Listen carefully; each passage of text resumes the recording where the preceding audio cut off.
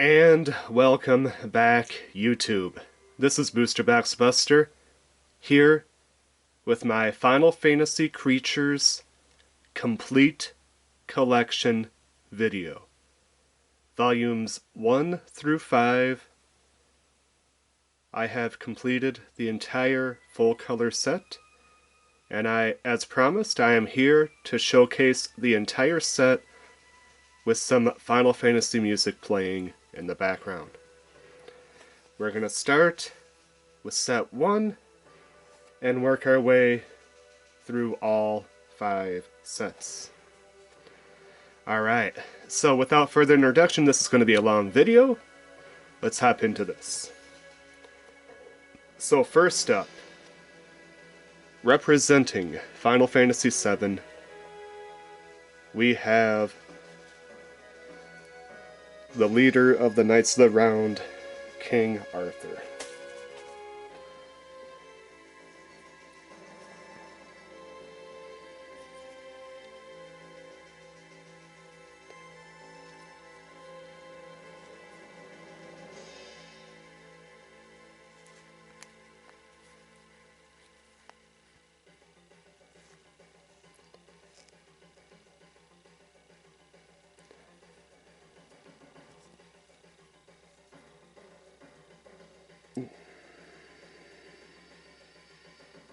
Alright.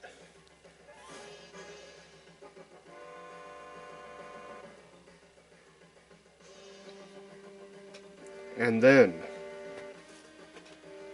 up next,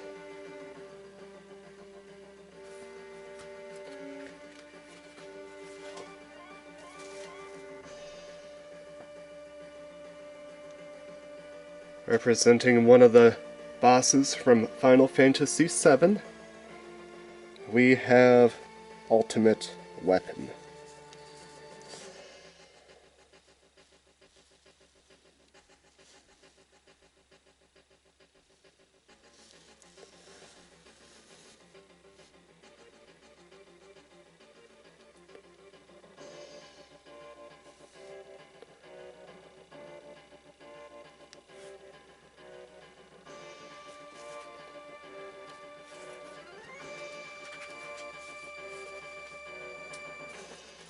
And then, from Final Fantasy VIII, one of the Guardian Forces, we have the Translucent Leviathan.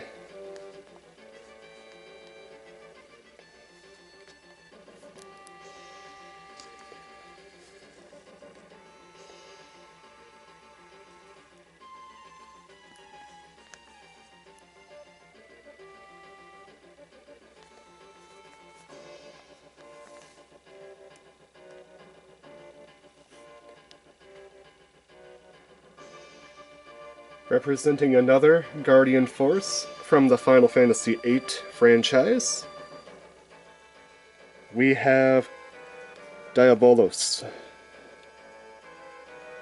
Or Diablos.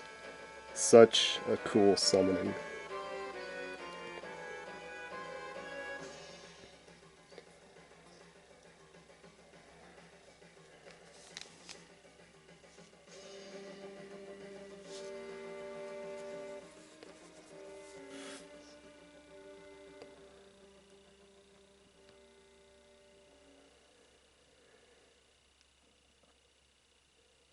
From Final Fantasy VIII,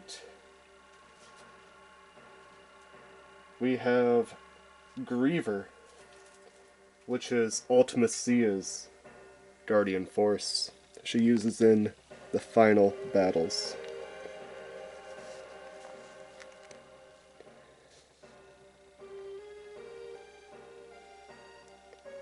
I do have issues with this one leaning, so it does tend to fall over a lot.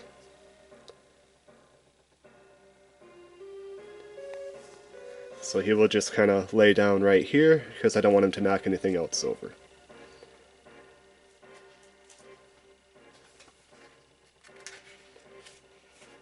Another leaner This time representing Final Fantasy IX, another one of my favorite Final Fantasies.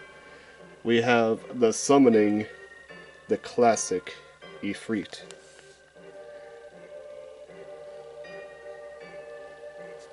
Ah, sorry.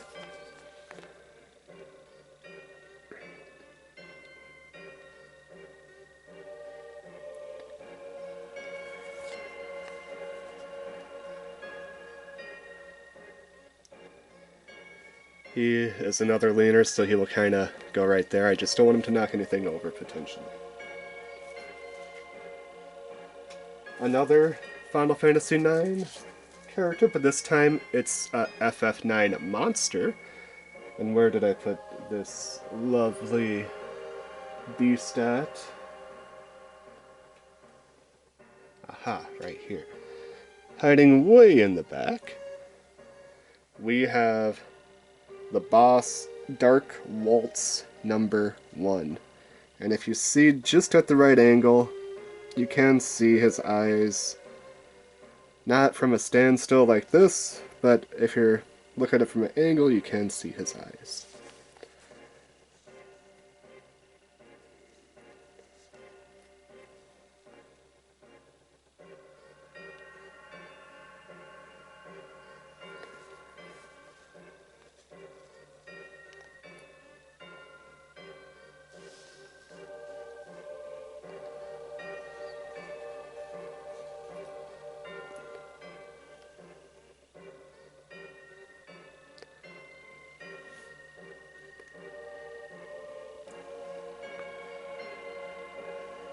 There he is.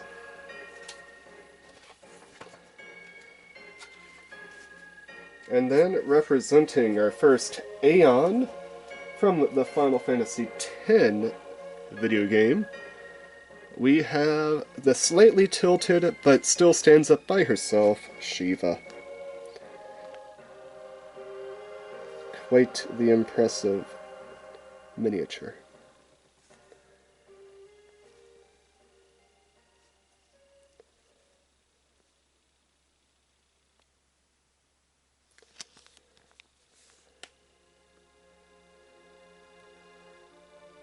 Ah. She does stand up by herself, you do have to believe me. There we go. And then the next Aeon, Ixion, joins the fray.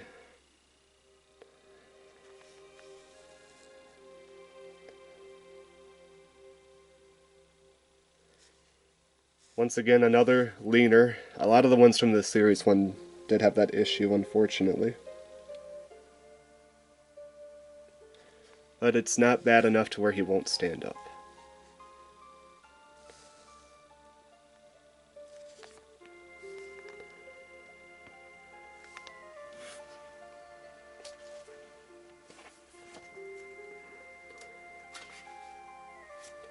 And then we have the secret miniature from set number 1.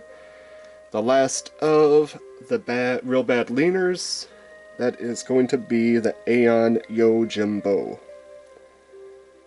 With his little doggy sidekick there.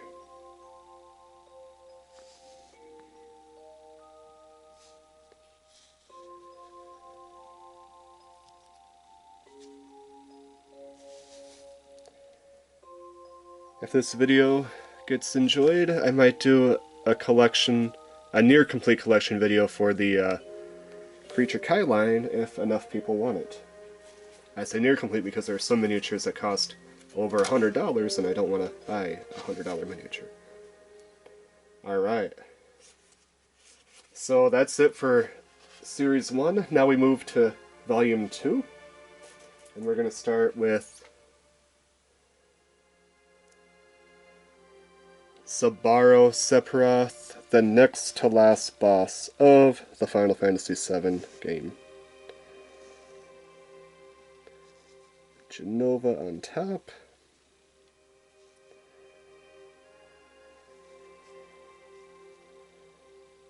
The cocoon for Safer Sephiroth in the back there.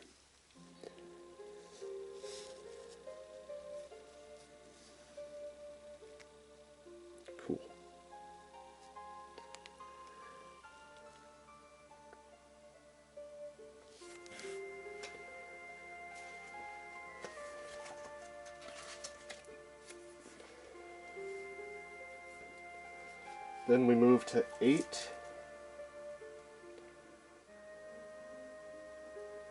Ah, please don't break. Please don't break. Ah, it broke off. Son of a...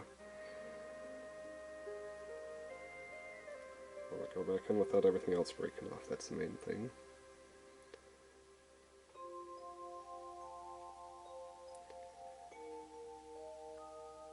Okay, okay. The boss Adel.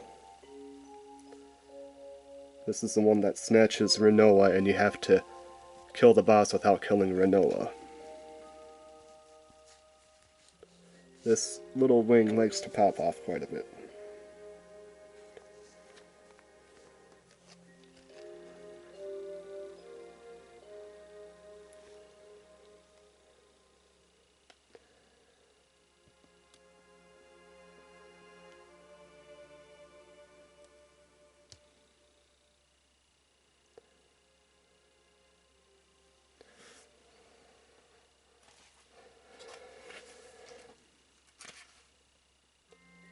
Then we're going to be moving to Final Fantasy IX. For the Lich, a boss. I believe he was the guardian of the Earth Temple. Perfect D&D stand-in for any sort of undead boss monster.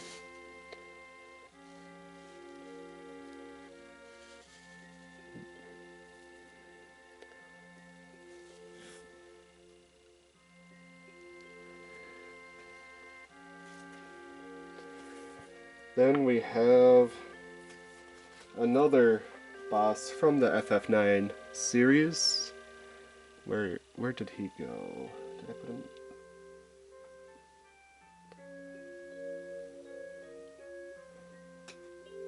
Give me 1 second, I just need to find where I placed him at. Oh, right here.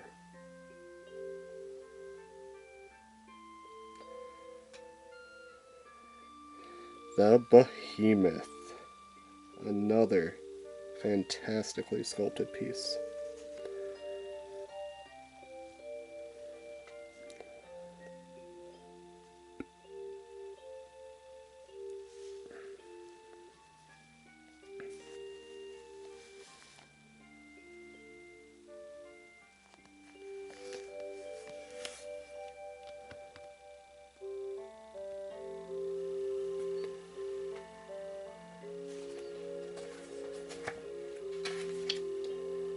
Then we have the Living City, representing FF9, Alexander. If only it came with the wings. If only. I'm sure you can make your own wings to put on the city, though.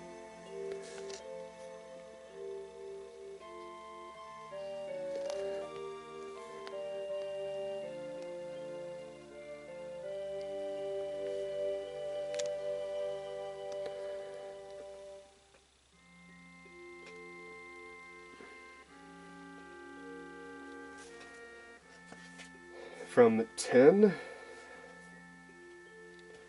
we have our first out of a series of many, Bahamut, the King of Aeons.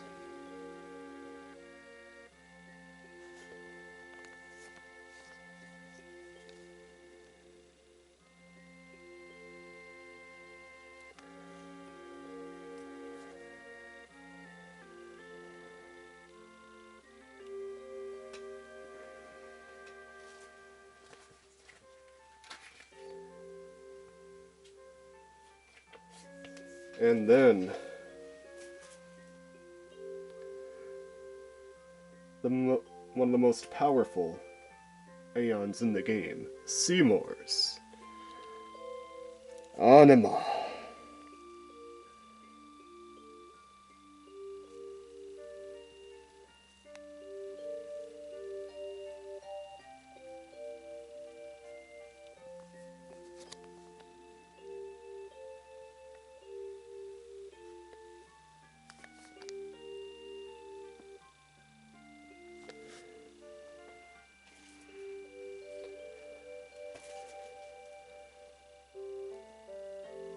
And then we have Braska's final Aeon from FF10. A lot of great detail in this one. Look at that face.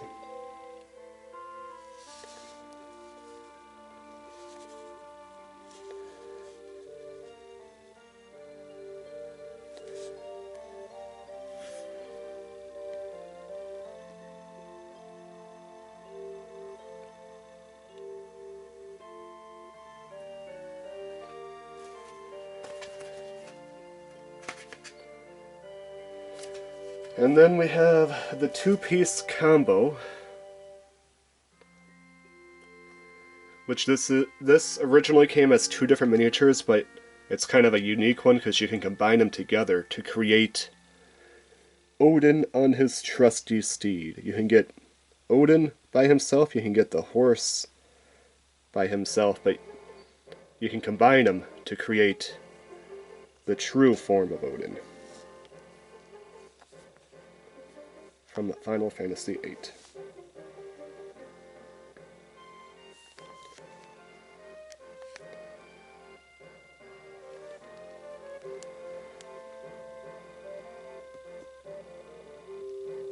Don't fall. Okay, good. And now we move on to set number 3.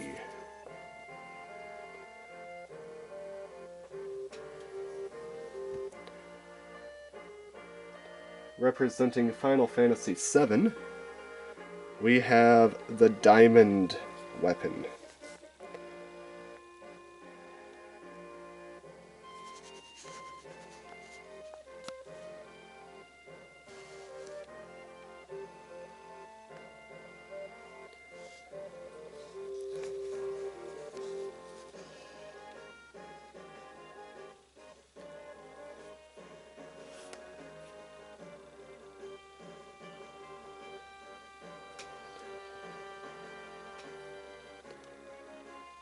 And then we move on to our next Bahamut with Bahamut 0.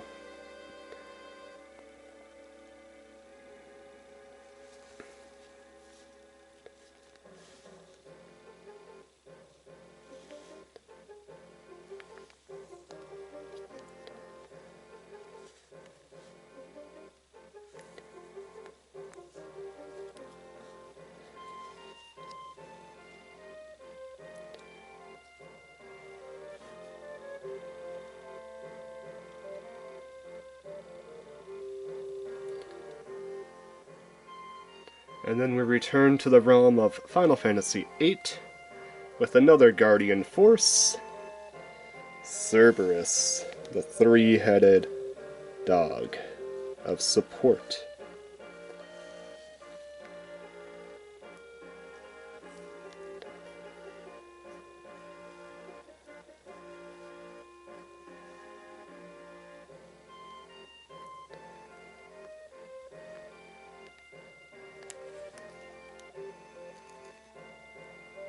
Cool.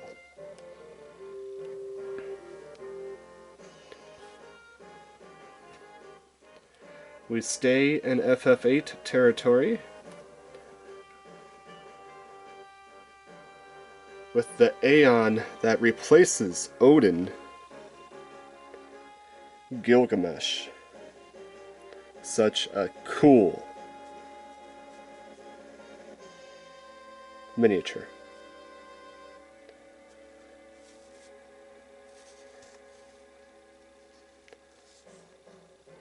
You can get Odin without having to give up Gilgamesh, or replace him with Gilgamesh, but you can't get Odin until basically the end game.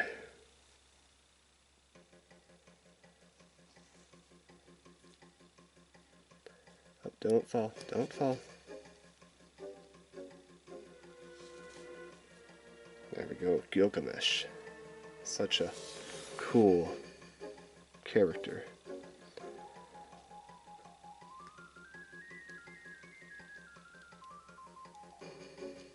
I don't know how you were staying up and now you're not.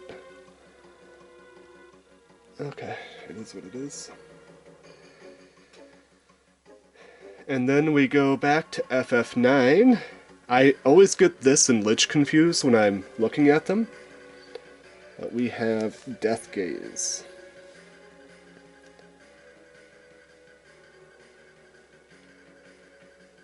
Such a cool mini.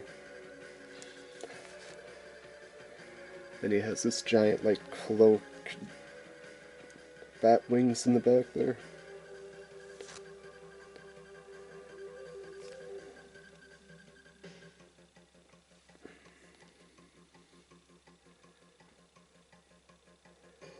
Then we move on to FF10 with Seymour. Evolution. I believe this is when you... Is this when you fought him in the Snow Mountains, or was that the one... Or is that a different version? Either way, this thing right here does not want to stay on. I had to glue that on.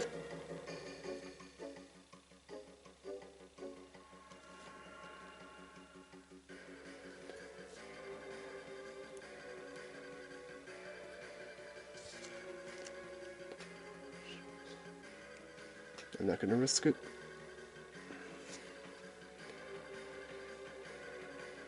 Staying in the world of FF10.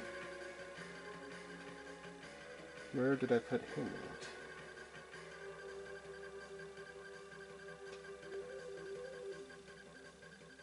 Oh, I moved him over here. We have Sin Incarnate. The giant whale boss that could eat entire cities with one bite.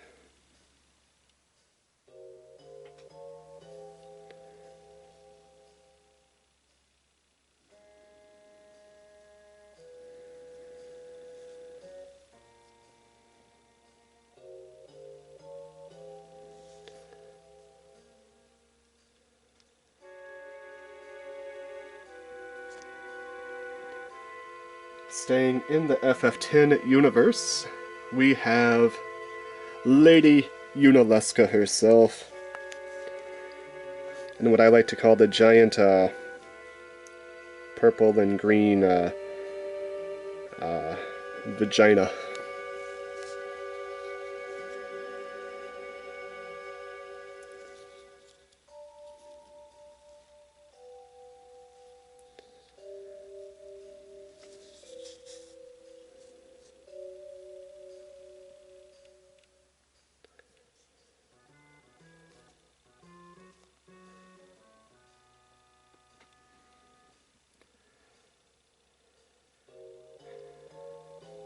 Then we have the biggest pain in the rear miniature that I own from this entire line.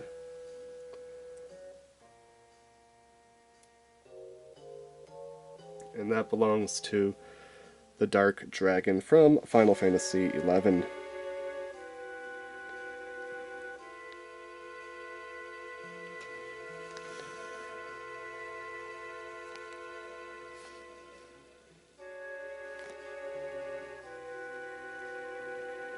Kind of cool looking from that angle, not gonna lie.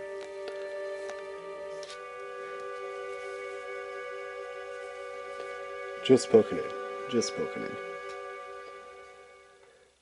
And the final miniature from Volume 3.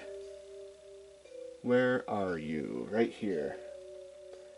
We have Riku and her ultimate dress sphere from FF10-2.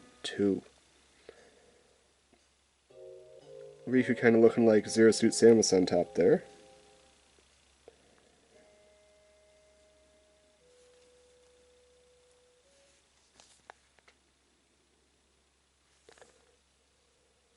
And that does it for the first 3 volumes. Now we move on to volume number 4.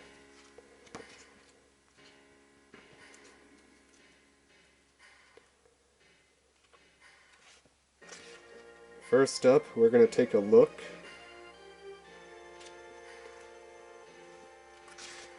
from the Final Fantasy VII summonings. Which one was it? Okay. I'm gonna make sure I get the right one here.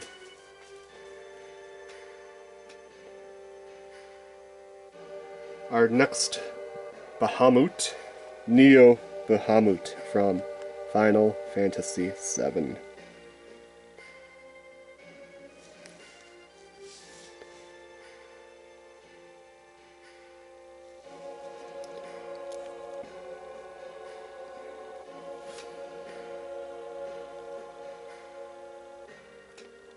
Put him in back.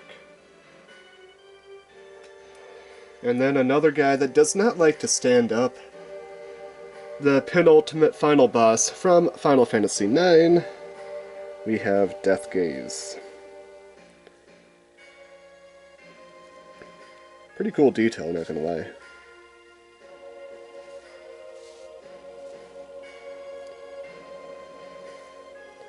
Sorry for the dark shadows, I only have one good light. So it's going to be a little bit dark facing to the left here.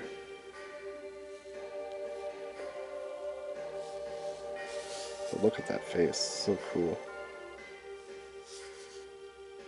Ah. Pretty cool. I just wish he'd like to stay up a bit better. Next from Volume 4. We have a pair of Final Fantasy VII favorites that never got to face, unfortunately. Sapphire Weapon. Cinema only. Hopefully in the remake you're allowed to fight this guy. That would be really cool.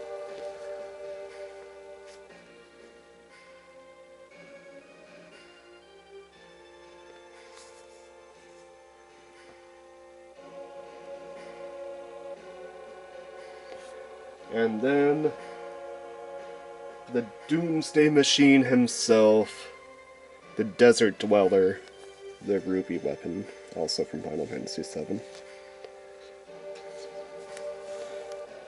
Now it may look really dark in the camera, but he's just a lot of really dark reds going on, so the camera doesn't want to pick it up very well.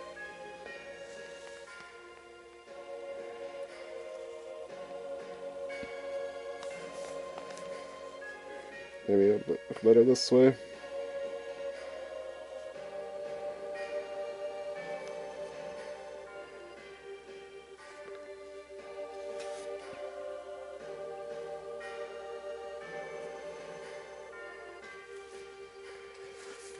Moving on.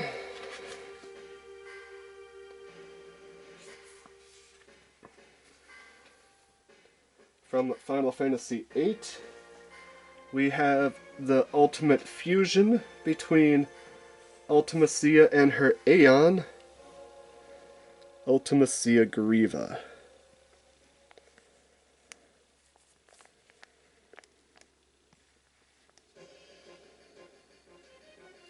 Once again, another very dark miniature, so it doesn't want to pick up very well, unfortunately.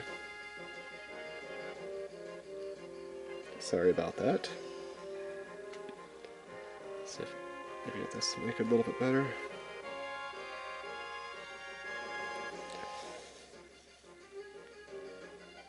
I think it is. That's good.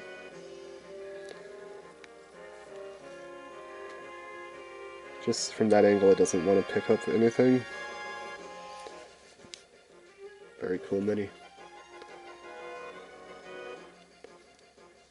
And then we have the Locomotive of Destruction.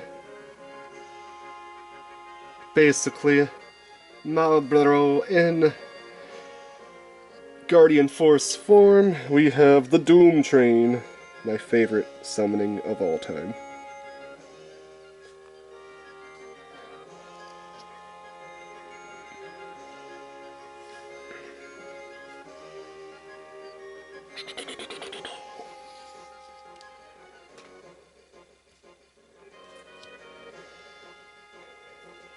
Will Yojimbo stay up? Oh, he's staying up. Cool. Was not expecting him to stay up. And then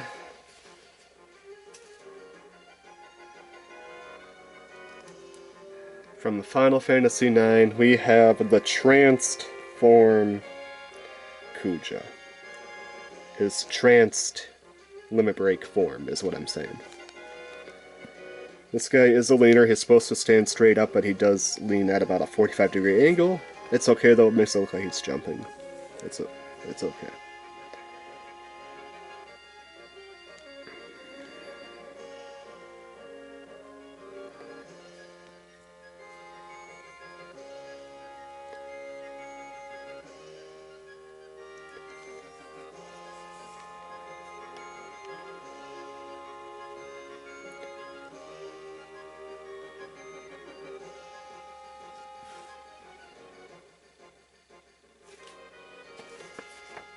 And then from Final Fantasy XI, we have the Shadow Lord. Very cool miniature.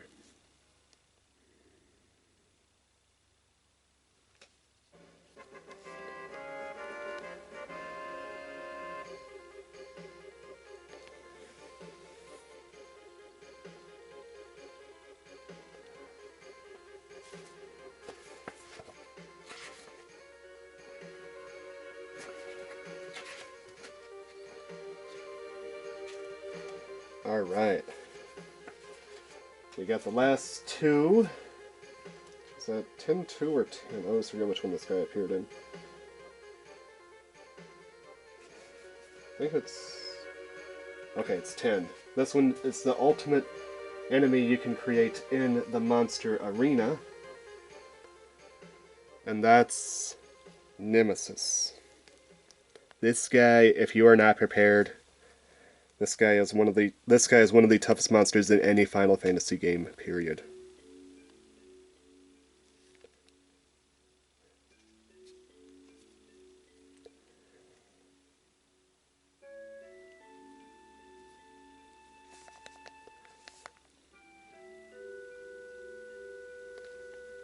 Very cool monster, if you ask me.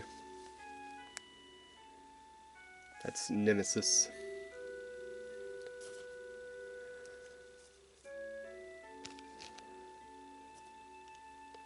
Let's see if Griever wants to stand up now. Nah, he's not going to stand up. Maybe over here. Oh, I got him to stand up. Cool.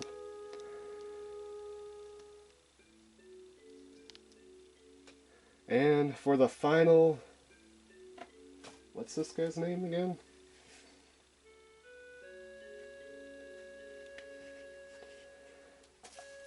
I'm not sure how to pronounce this enemy's name, but he's just one of the final bosses in 10-2.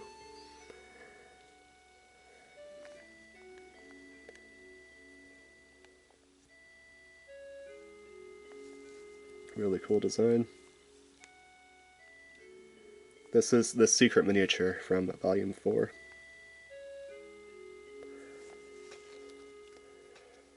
We are down to the last 13 miniatures.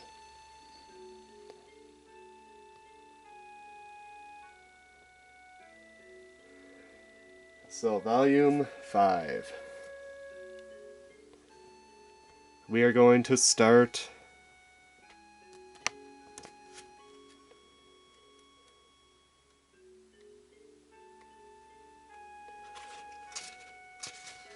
with Phoenix.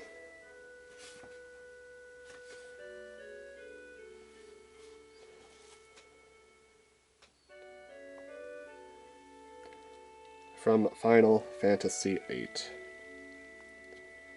One that you don't get to see too often, but really cool when it does appear.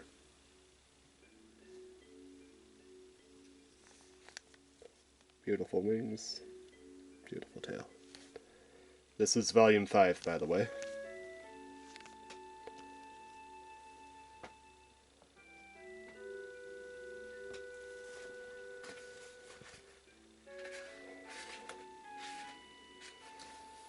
Then we move on to Final Fantasy IX with 2 different miniatures. First up, we have Black Waltz number 2 and 3 combo package. You get the bottom one, you get the top one. Looks like the top one's kind of riding the bottom one. Pretty cool. Got the bone sticking out. A really cool mini.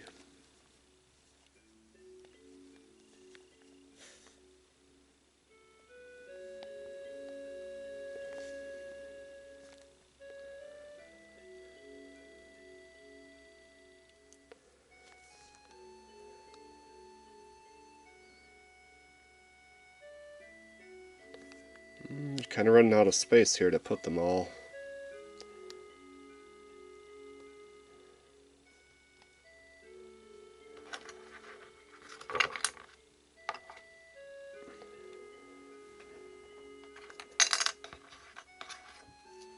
Apologies, moving a few things.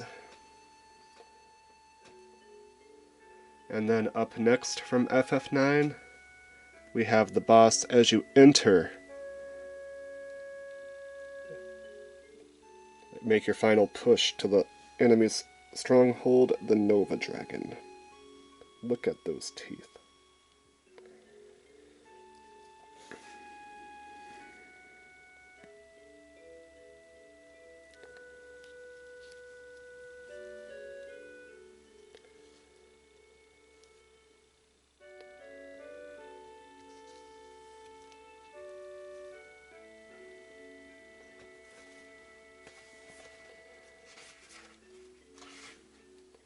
From Final Fantasy X, but not just 10. This monster appeared in multiple games. We have the Iron Giant.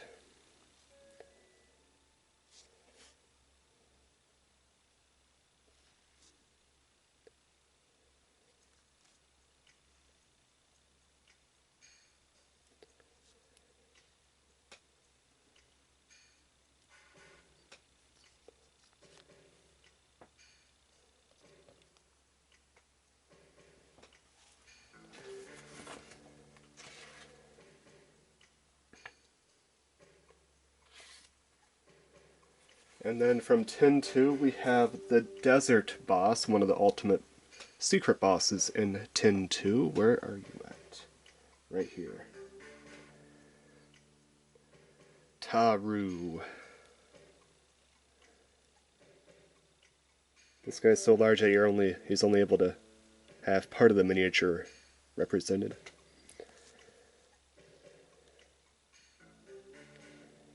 He has 2 like giant arms with him too that is not represented here.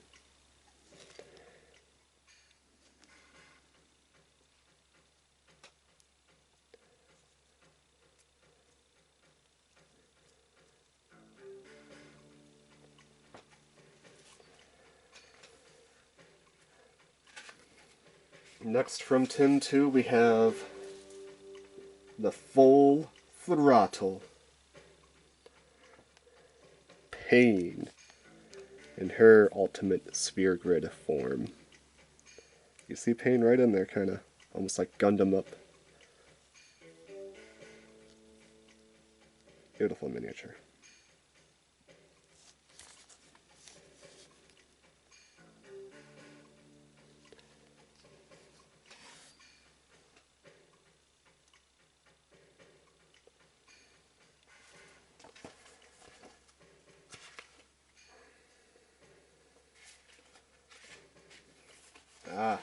Got a couple of FF11 standbys here. First we have Fafnir, one of the ultimate dragon bosses you can face in the game at that time of release.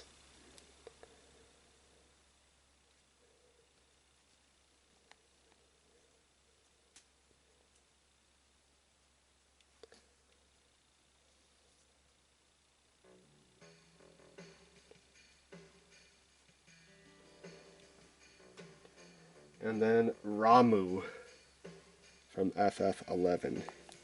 A summon that has appeared in multiple FF games, but this is his FF11 form that they are showing off here.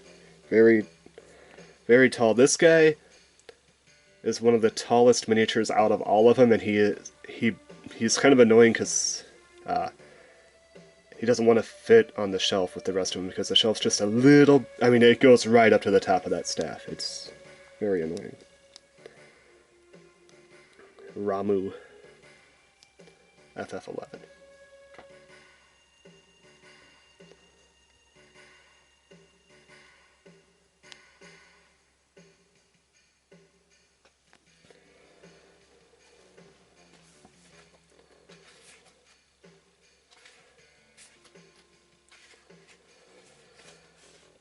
And then we have, representing the lone Crystal Chronicles one made in this line, the giant crab.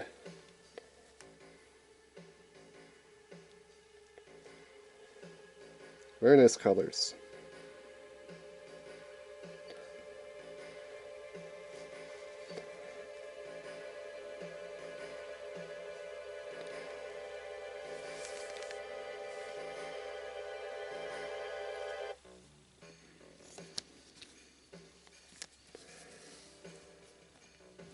I think I could probably fit him over here. And from FF7, the secret miniature from Volume 5. The one, the only, Safer Sephiroth, or Savior Sephiroth, however you want to pronounce it.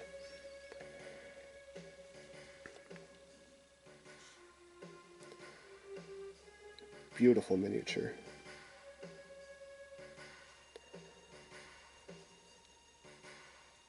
Make a large-scale static version of this figure right here, SquareEnix. I'd buy it all day.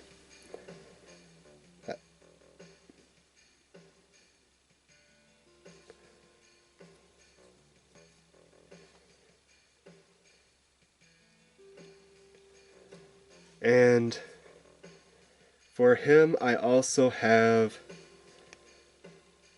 the metallic and the crystal clear variants, because FF7's my favorite game, so I have to have, and he is my favorite boss of all time with my favorite music, so I have to have all variants of him. And now we are to the final 3 miniatures of the FF Creature Cries original line. These are all promotional ones.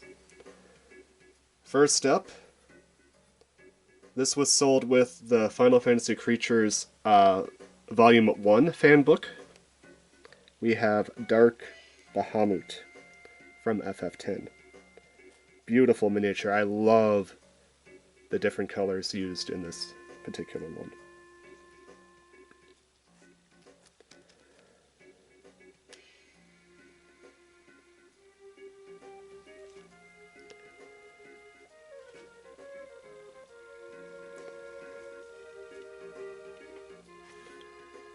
And then from the Final Fantasy Creatures Volume 2 handbook, we have Yuna and her floral ultimate dress sphere. Beautiful.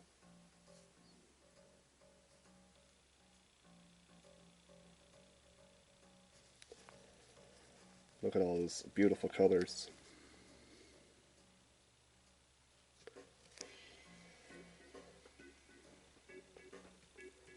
And last, but certainly not least, representing Final Fantasy X as a 7-11 promotional exclusive item, number 53 in the lineup, we have Valefor.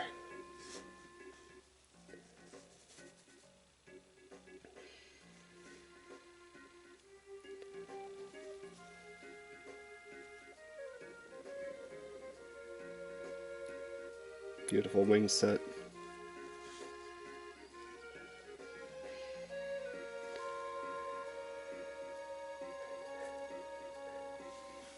And just to show proof,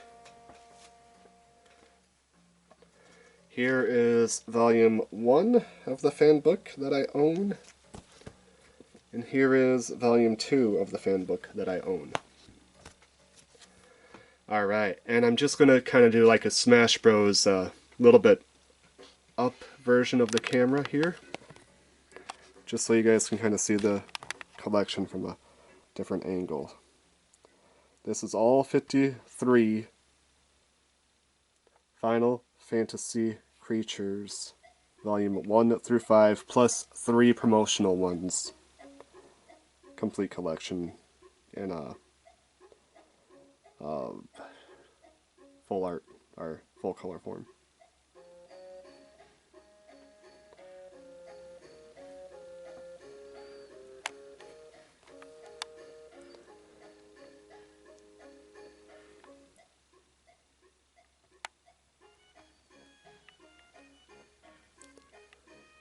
Let me know what you guys think of this video in the comments down below, and if you would like to see me do another one for a mostly complete Creatures Kai collection.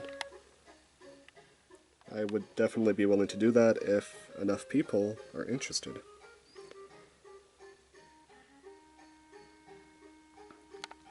I just thought I'd get some really cool shots here.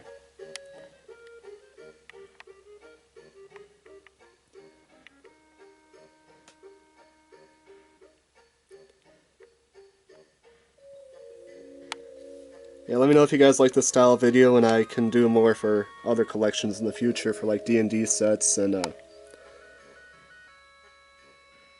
other ones too. Just let me know. I'm having a lot of fun, I'm not gonna lie.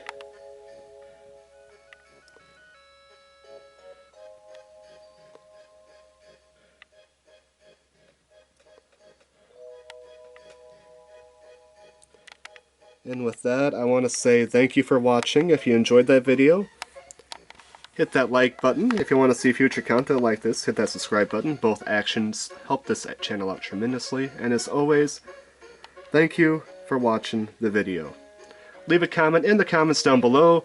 What was your favorite miniature from the very first line? If I remove Saber Sephiroth, because that's an unintentional, not unintentional, that's a pure bias on my part, I'd probably have to go with either Doom Train, Jimbo's really nice, the Full Throttle, Pain is really cool, I really love the Odin on his horse, the Dark Waltz 1, 2, and 3 are all fantastic, Diablos is cool, just too many to choose from. But yeah, those are some of my quick favorites off the top of my head. Let me know in the comments down below what your favorite miniature is from this set. I always love to read them, and I always love to respond to them when I have a chance. Until next time, this is Booster Box Buster, and I'm signing out. Peace.